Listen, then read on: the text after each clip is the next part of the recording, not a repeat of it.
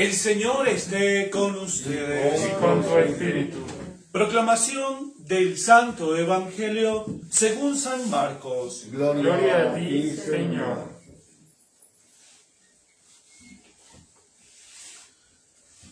Cuando los apóstoles regresaron de su misión y se reunieron con Jesús, le contaron todo lo que habían hecho y enseñado. Entonces les dijo: vengan ahora ustedes a un lugar solitario y despoblado y descansen un poco, porque eran tantos los que iban y venían que no les quedaba tiempo ni siquiera para comer. Se fueron pues en la barca a un lado despoblado y solitario, pero muchos los vieron irse y se dieron cuenta y a pie fueron al corregimiento de todos y llegaron allá antes que ellos.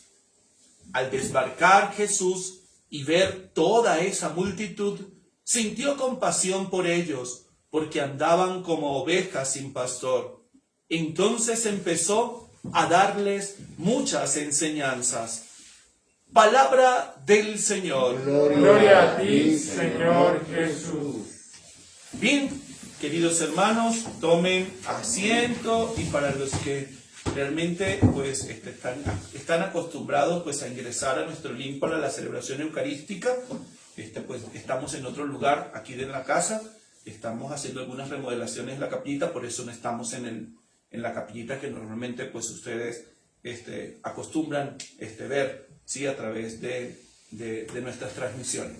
Pero estamos pues acá contentos, pues celebrando esta misa del 16º domingo del tiempo ordinario. Y que hoy la liturgia de la palabra nos invita a reflexionar acerca del Maestro, ¿sí? Y cuando estoy hablando del Maestro, estoy hablando pues de un sentido amplio, ¿sí? De todos aquellos que de una u otra forma tenemos la misión, ¿sí? El deber, la gracia también de poder de una u otra forma enseñar, ¿sí? Y de dar. Y cuando estoy hablando de enseñar, no es enseñar plenamente o únicamente conocimiento, ¿sí? El Señor entonces hoy hace una distinción entre ese maestro, entre ese maestro, ese pastor que enseña con su vida a todos y cada uno de los que le siguen. Por eso la comunidad de Jesús, esa comunidad de cristianos, esas primeras comunidades de cristianos eran una comunidad que se distinguía por el seguimiento, ¿sí? La gente no seguía a Jesús por solo lo que él decía, sino porque él realmente actuaba, ¿sí? Porque él realmente actuaba. Y ser maestros debe llevar a todos y cada uno de los que le escuchan y de los que le ven a seguirle, ¿sí? Entonces vemos que el ser maestros pues no es una tarea fácil, ¿sí? Ser maestros es una tarea complicada, es una tarea difícil. ¿Por qué? Porque muchas veces ser maestro lo lleva a uno a morir a uno mismo, ¿sí? Con la esperanza de que otros mueran también, pero resulta que no. Y eso es un gran misterio. Sí, es un gran misterio. Yo digo que bueno, así los papás, ¿sí? Los papás muchas veces terminan dándolo todo por sus hijos, y cuando sus hijos realmente lo necesitan, pues ha sido pues muchas, lamentablemente algunas experiencias que he podido contemplar del ministerio. Ya cuando están los papás viejitos, ya busquémosle un lugar para tenerlo, porque es que nosotros no tenemos tiempo para ellos. Y eso es algo que realmente yo no estoy de acuerdo. Sí, no estoy de acuerdo. Porque yo digo que si los papás lo han dado todo por uno, ¿por qué uno no puede darlo todo por ellos? ¿Sí?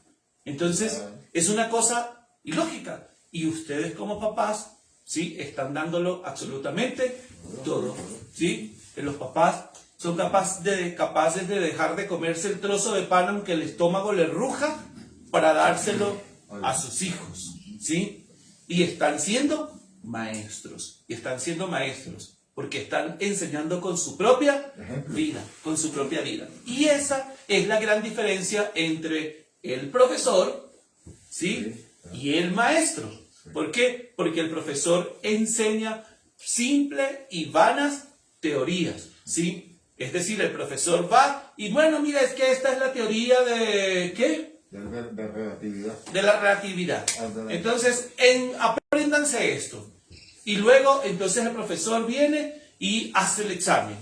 Aquel que estudió, aquel que comprendió la teoría de la relatividad, pues va a aprobar el examen, ¿sí? Y esa es la función del profesor, ¿sí? O los que están convencidos de que únicamente son profesores. Pero también los maestros, es decir, el profesor, el licenciado, pueden llegar a ser muy buenos maestros. ¿Por qué? Porque no solamente enseñan la teoría, sino que con su propia vida enseñan a sus estudiantes, ¿sí?, cosas importantes realmente de la vida, ¿sí? Eso también pasa en el ámbito presbiteral, ¿sí?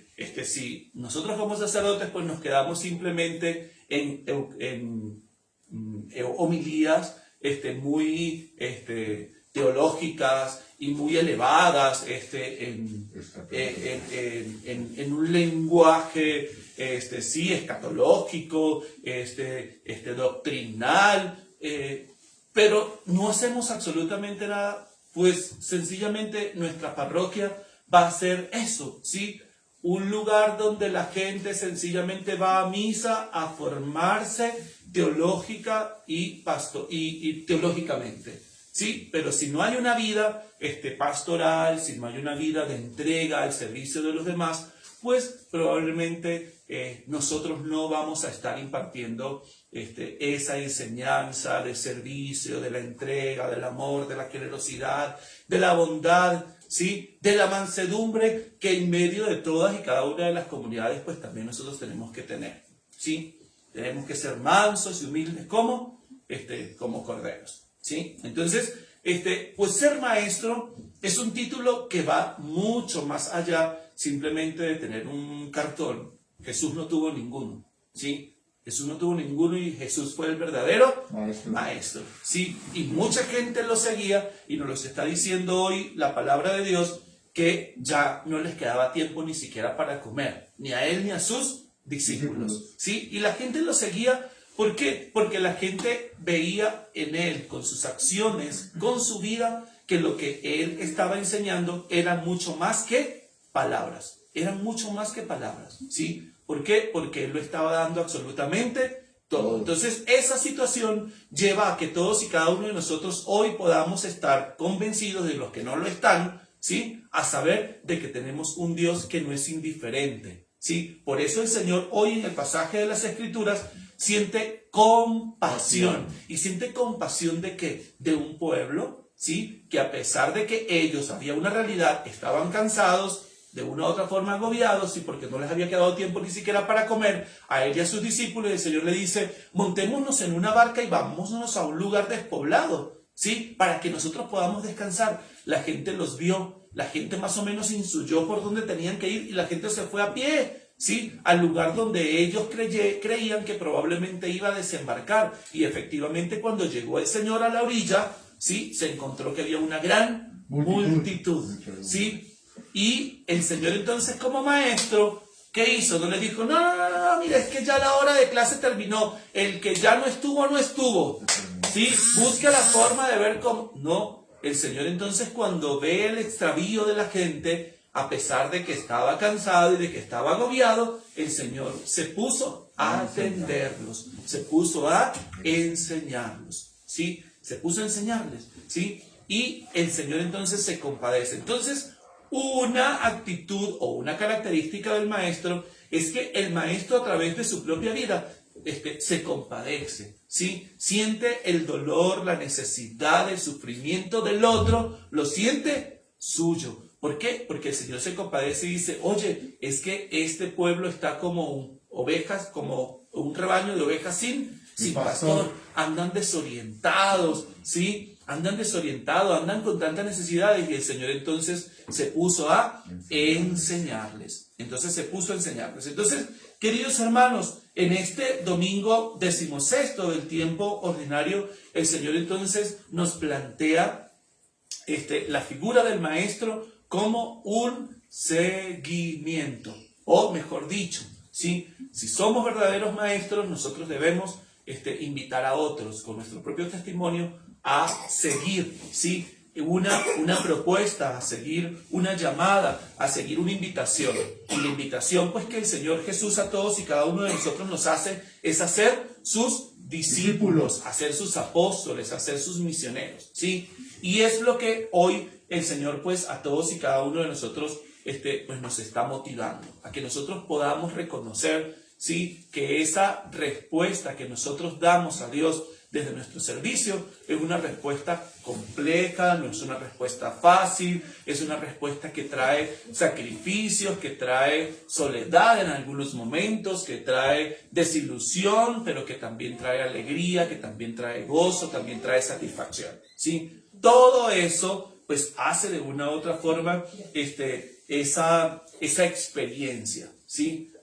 Hacen esa experiencia de Dios pues para todos y cada una de nuestras vidas. Entonces, seguir a Jesús es entregar nuestra vida en Él, en la enseñanza, ¿sí? Desde la propia vida para los demás, ¿sí? Entonces, ¿qué debemos nosotros hoy pues pedir al Señor que nos ayude, que nos fortalezca? Pues a seguirlo dando absolutamente todo. A seguir dando absolutamente todo. Hoy estamos aquí nosotros reunidos, ciertamente celebrando, pero ofreciendo esta Eucaristía por dos hermanitos, por Mauro y por nuestra hermana Julia Lucrecia. Sí, Mauro, pues me hicieron llegar por allí un escrito, y decía pues que tenía muchas características, muchas cosas de su personalidad que hoy de una u otra forma muchos familiares y muchos de sus hijos siguen extrañando, ¿sí? Decían que era un hombre con un carisma, una sonrisa, una picardía siempre presente. Pues bueno, son esas acciones, son esos carismas lo que llevan de manera especial a uno poder recordar a sus seres queridos, ¿sí? Y enseñarles ellos a través de esas acciones a todos y cada uno de nosotros los colores bonitos que tiene la vida, ¿sí? Los colores bonitos, ¿sí?, que tiene la vida, y que de una u otra forma pues es la invitación pues que el Señor pues nos invita. Entonces, para todos y cada uno de ustedes, tanto para la familia de Mauro Mora Ramírez y para la familia de nuestra hermana Lucrecia, Julia Lucrecia Bernal de Jiménez, pues miren, queridos hermanos, ánimo, ¿sí? La muerte es algo que nosotros no podemos evitar, ¿sí? No podemos evadir. Nosotros en nuestra vida evitamos muchas cosas y podemos llegar a evadir muchas, ¿sí? Pero la muerte es una de esos hechos concretos que nosotros no podemos evitar. Tarde o temprano la hermana muerte va a llegar a nuestra vida, ¿sí? Y no necesariamente porque estemos enfermos, ¿sí? Muchos de nosotros a veces, a muchas personas que han muerto han estado totalmente pleno de salud, ¿sí? Y cuando menos uno lo espera, la muerte puede llegar, ¿sí?, a nuestra vida. Y la muerte entonces para nosotros no tiene que ser como esa experiencia de desesperanza, esa experiencia terrible. No, es una experiencia que causa dolor. Pues sí, nadie quiere que un familiar, nadie quiere que un ser querido se muera, ¿sí? Pero es una experiencia que nos lleva a todos y cada uno de nosotros a vivir en la libertad, en la plena libertad. Aquí sí utilizo la palabra plena, ¿sí? Porque la plenitud de la vida de nosotros los cristianos no está aquí en la tierra, ¿sí? Nuestra plenitud está en el cielo, ¿sí? Y de eso tenemos que ser nosotros conscientes. Aquí realmente nosotros estamos ahí, ¿sí? No hay mejor ejemplo. Tapando baches, pero cuando tapamos uno, ya tenemos otro más adelante abierto, ¿sí? Entonces, la vida es esa, ¿sí? Es un continuo tapar baches aquí y allá. Es decir, siempre vamos a tener necesidades, ¿sí? Cuando la muerte llegue a nuestra vida, es ahí donde nosotros realmente somos plenos, porque no hay necesidad no hay dolor, no hay interés, no hay preocupación, no hay nada de eso. No hay mezquindad, no hay egoísmos, ¿sí? No hay nada de eso, porque todo eso ya se acaba, todo eso se muere, ¿sí? Entonces, bueno, pues pidamos entonces de manera especial pues al Señor Jesús que fortalezca la vida de las familias de nuestro hermano Mauro Mora Ramírez y de Julia Lucrecia Bernal de Jiménez. Nos ponemos en pie para hacer profesión de nuestra fe, diciendo todos: creo en Dios Padre Todopoderoso, Creador del cielo y de la tierra.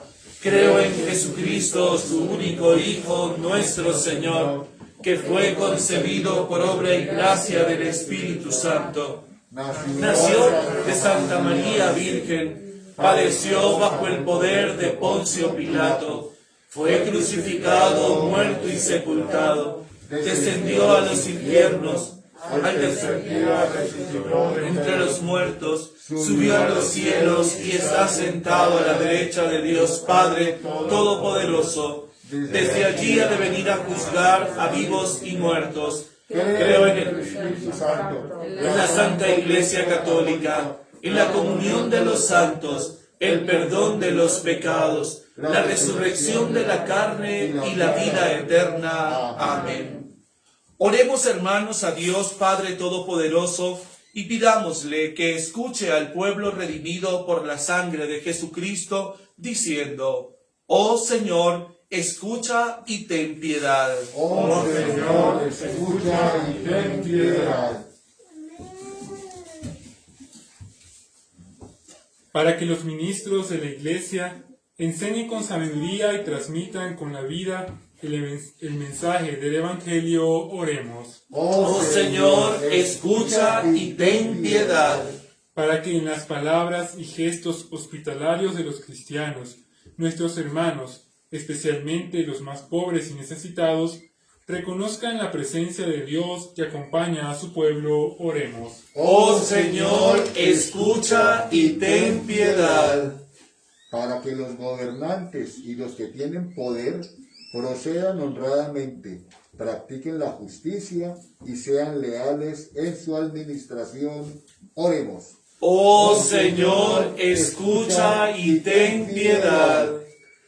Para que a las personas que sufren y luchan sin fe y sin esperanza, el Señor les manifieste con su consuelo y con la solidaridad de los hermanos, oremos.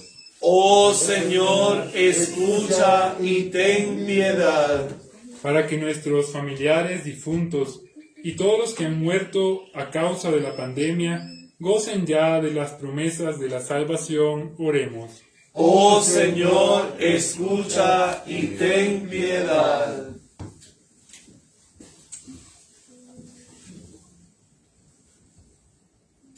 Escucha, Dios misericordioso, las oraciones que te hemos presentado con humildad y confianza, y haz que deseemos siempre cuanto te agrada.